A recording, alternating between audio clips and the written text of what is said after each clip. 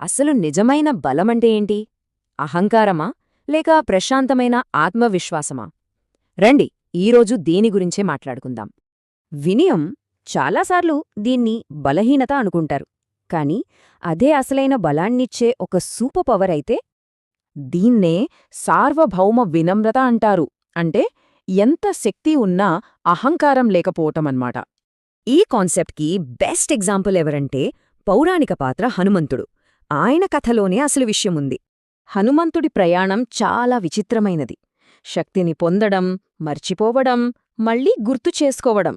ఇక్కడ పాయింట్ ఏంటంటే గుర్తుచేసింది జాంబవంతుడైనా ఆ అపారమైన శక్తి ఎప్పుడూ ఆయనలోనే ఉంది.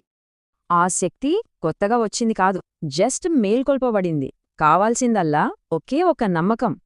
చూశార్గా, తన బలం గుర్తుకురాగానే ఎంత మార్పు! ఇది నిజంగా ఓ డ్రమాటిక్ ట్రాన్స్ఫర్మేషన్. ఇంత చేసినా ఆ ఘనత ఎప్పుడూ తనది అనలేదు. ఆయన బలం కేవలం రాముడి సేవకే అంకితం. మరి ఈ పురాణకథ ఇప్పటి మన జీవితాలకి ఏం చెప్తోంది? ఈ కథలో మనందరికీ తెలిసిన ఆత్మసందేహం కనిపిస్తుంది. దాన్ని దాటి బలాన్ని ఎలా పొందాలో కూడా చెబుతుంది. సో అసలు పాయింటేంటంటే, బలం అనేది కీర్తి కోసం కాదు, ఒక గొప్ప లక్ష్యం కోసం ఉండాలి. ఒక్కసారి ఆలోచిస్తే, మన బలాన్ని స్వార్థం కోసం కాకుండా ఒక లక్ష్యం కోసం వాడితే ఎలాంటి పర్వతాలనైనా కదిలించొచ్చు కదా.